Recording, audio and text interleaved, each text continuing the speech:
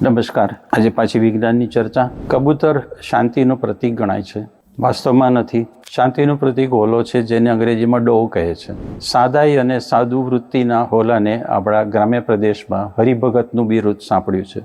છાંચમાં olive વૃક્ષની નાનીશી ડાળખી પકડીને ઉડતા પક્ષીનું શાંતિદૂત તરીકેનું સિમ્બોલિક ચિત્ર ક્યારેક જોવા મળે તો તેને હોલો માનજો, કબૂતર નહીં. કબૂતર શાંતિદૂતના દરજ્જા માટે સેજ પણ લાયક નથી. ઉલટું ત્રાસવાદનું એમ્બેસેડર ગણવા માટે તે પૂરેપૂરું યોગ્ય છે, કારણ કે અનેક લોકોના જાન તેણે લીધા છે, હજી પણ લે છે. આમ છતાં ઘણા લોકો જીવદયાના નામે કબૂતરોને રોજે રોજ કે પ્રસંગોપાત ચણ નાખે છે. કબૂતરની ભોળી સુરત પર જતા નહીં. આ પક્ષી તેના ચરક દ્વારા માનવ સમાજમાં અમુક દુઃસાધ્ય અને કેટલાક અસાધ્ય રોગો ફેલાવે છે. ચરકમાં હાનિકારક ફૂગ, બેક્ટેરિયા તેમજ વાયરસ હોય છે, જે શ્વાસ ભેગા માણસના ફેફસામાં જાય ત્યારે ગંભીર બીમારી પેદા કરે છે. ફૂગનો ચેપ તો એવો હઠીલો છે કે ક્યારેક સપ્તાહો કે મહિનાઓ સુધી માંદગીનો પાર આવતો નથી, અને પાર જ ન આવે એ પણ શક્ય છે.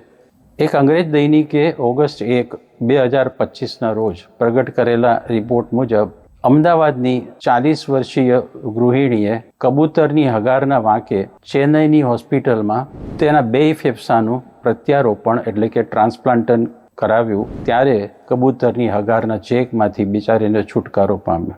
સમસ્યા ગંભીર છે, અને ગંભીરતાનો પૂરો ખ્યાલ મળે એ માટે તેનું વૈજ્ઞાનિક પાસું જાણવું આવશ્યક છે. સ્તન્યવંશી પ્રાણીઓને મળદ્વાર અને મૂત્રદ્વાર જુદા હોય છે. પંખીડાને એક જ ઓપનિંગ છે, જે એક પંથ અને 2 કાચ જેવું કાર્ય બજાવે છે. આ કારણસર પક્ષીના ચરસમાં ઘન પદાર્થ ભેગું થોડું પ્રવાહી જોવા મળે છે. ઘન પદાર્થ વચ્ચેના ભાગે અને પ્રવાહી તેની ફરતે હોય છે. ઉડ્ડયન માટે શરીર હળવું રહે તે જરૂરી છે, એટલે પક્ષીના કેસમાં હાજતનો નિત્યક્રમ એ નિત્યનો ક્રમ છે. બજરીગર જેવું નાનકડું પક્ષી પણ સરેરાશ 30 મિનિટે તેનો પાછલો દરવાજો ખોલી અને ત્યાગવૃત્તિનું ડેમોન્સ્ટ્રેશન આપે છે. ઉડતા પંખીડાને મૂત્રાશય એટલે કે બ્લેડર નથી. મૂત્રનું નાહકનું વજન શા માટે ઊંચકવું? સ્વાભાવિક છે કે આવી સ્થિતિમાં ઘન ચરક ભેગું યુરિન પણ નીકળવું રહ્યું. શામુકને મૂત્રાશય છે, કારણ કે તે ભૂચર પક્ષી છે. કબૂતરની વાત કરો તો 2 નંબર જતી વખતે એ સમય કે સ્થળ પણ જોતું નથી. કોઈ વૃક્ષ નીચે કે તાર નીચે મોટરકાર લાંબો સમય પાર્ક કરી રાખો તો તેના પર બોમ્બમારો થવાનો એટલું નક્કી માનો.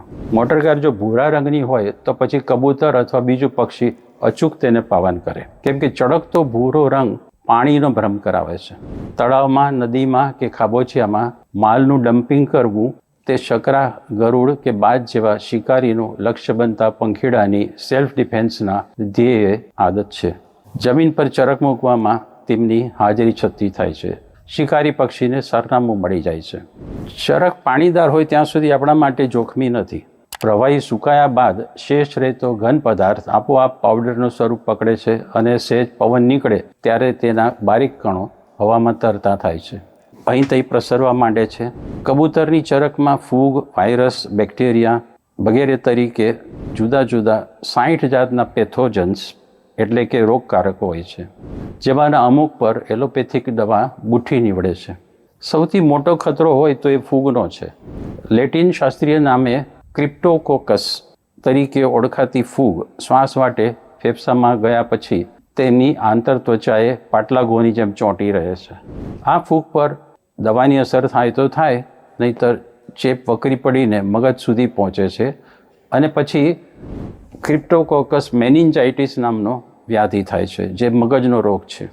ફૂગ મગજ પર સકંજો જમાવે ત્યારે માથામાં, ગરદનમાં દુખાવો થાય, મૂંઝારો વર્તાય, વ્યક્તિની વર્તણૂક બેઢંગ થાય, પ્રકાશ પ્રત્યે વધુ પડતી સંવેદનશીલતા ઊભી થાય વગેરે પરેશાની વર્તાય છે. ક્યારેક ત્વચા પર ઠેક ઠેકાણે રતુમડા અને પીડાદાયક ચકામા પડે છે. દર્દીના શારીરિક દેખાવમાં કુરૂપતા તરત નજરે ચડે છે. આ ફૂગને કારણે થતો બીજો રોગ ક્રિપ્ટોકોકલ ન્યુમોનિયા છે. આમાં પણ તાવ, શ્વાસ લેવામાં રૂંધામણ અને કફપ્રકોર એ બધા લક્ષણો છે. કબૂતરની હગારમાં રહેલા ચોમાપાઇડી સિયાચી પ્રકારના બેક્ટેરિયા પણ હઠીલા પેથોજેન છે અને ન્યુમોનિયાના કારક છે. નિદાન અને ચિકિત્સા સમયસર જો ન થાય તો મૃત્યુ નિપજી શકે છે. આ ડાયાગ્રામ માનવ શરીરમાં તેનું કારસ્તાન બતાવે છે. ધ્યાનથી જુઓ. એક સિટાસી બેક્ટેરિયમ ફેફસામાં પ્રવેશ્યો છે, જેમાં દાખલ થયો તે કોષ છે. નંબરવાર તેનો ફેલાવો જુઓ. ઘડિયાળના કાંટાની દિશામાં ક્રમ મુજબ પહેલા ચિત્રમાં બેક્ટેરિયમ ફેફસાના કોષની બહાર છે, બીજું ચિત્ર કોષમાં તેનો પ્રવેશ બતાવે છે અને ત્રીજા ચિત્રમાં તેણે કોષની અંદર પ્રવેશ કર્યો છે અને ત્યારબાદ પોતાના વંશજો પેદા કર્યા છે. પરિણામ દુસાધ્ય ન્યુમોનિયામાં આવે છે. શક્ય છે કે યોગ્ય ચિકિત્સાના અભાવે તે રોગ દુસાધ્ય મટીને અસાધ્ય બને. કબૂતરના ચરકમાં મોટા ભાગે ઇસ્ચેરિશિયા કોલાઈ એટલે કે ઈ કોલાઈ જાતના બેક્ટેરિયા હોય છે. એકંદરે જાણીતા છે કેમ કે વખતો વખત પરચો બતાવતા રહે છે.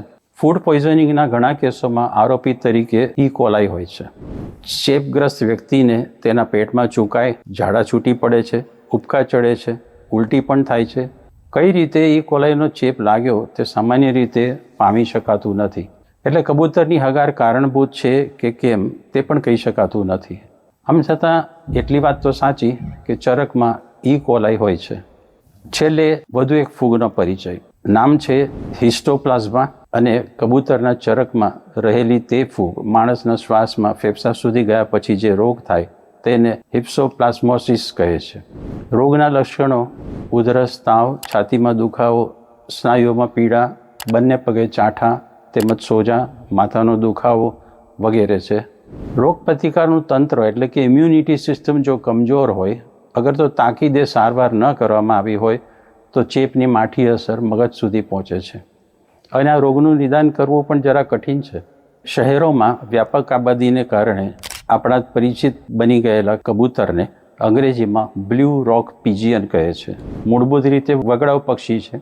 ટેકરીના ઢોળાવે અથવા તો ભેખડે ખાંચામાં તેનો વસવાટ હોય છે અને ત્યાં જ પોતાનો કઢંગો માળો બાંધે છે. વગડાઉ પ્રદેશ છોડીને તેમના ઝુંડ શહેરોમાં આવ્યાનું કારણ ખોરાકની સુલભતા છે. ઘણા લોકો દયાભાવથી પ્રેરાઈને તેમને ચણ નાખે છે. સદભાવનાએ કબૂતરોની આબાદી ખૂબ વધારી મૂકી છે. બગડાઉ પર્યાવરણમાં તો કબૂતરો ખોરાકની વિપુલતા હોય ત્યારે જ પ્રજનન કરે, પણ શહેરોમાં દયાવાનો સામેથી ભોજન પીરસતા હોવાને લીધે વર્ષમાં ક્યારેય ખોરાકની કમી રહેતી નથી. ઉપરાંત શહેરોમાં કબૂતરોની વસ્તી પર અંકુશ રાખી શકતા બાજ, શકરા, ઘુવડ, લોકડી પણ હોય નહીં.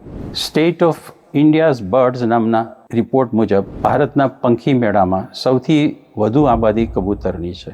કાગડાનો નંબર બીજો છે, જ્યારે બિચારી ચકલીનો ત્રીજો છે. કબૂતરોનો વસ્તી વિસ્ફોટ થવામાં મુખ્ય રોલ સાર્વજનિક કબૂતરખાનાનો છે. મુંબઈમાં જુદા જુદા સ્થળે બધું મળીને 51 છે, જેમાંનું એક 1989ની પરિંદા ફિલ્મમાં જોવા મળે છે. 4 કે 6 રસ્તા જ્યાં ભેગા થાય ત્યાં ટ્રાફિક આઇલેન્ડ તરીકે કામ આપતી વર્તુળાકાર જગ્યા વહેલી મોડી કબૂતરખાનામાં ફેરવાય છે. કબૂતરોની ચરકને લીધે બીમારીના કેસો વધવા લાગ્યા ત્યારે જુલાઈ 2016માં મુંબઈ હાઈકોર્ટે કબૂતરખાના નાબૂદ કરવાનો ફેસલો સુનાવ્યો અને 2023માં સુપ્રીમ કોર્ટે તેને સમર્થન પણ આપ્યું. આ ચુકાદાઓ પછી ખાસ ફરક પડ્યો નથી. સરકાર પાસે અપેક્ષા રાખ્યા વગર દરેક વ્યક્તિએ પોતાના સ્વાસ્થ્યની કાળજી જાતે લેવાની રહે છે. આ દેશમાં બીજા પણ ઘણા પ્રશ્નો નાગરિકોએ જાતે જ હલ કરવાના થાય છે.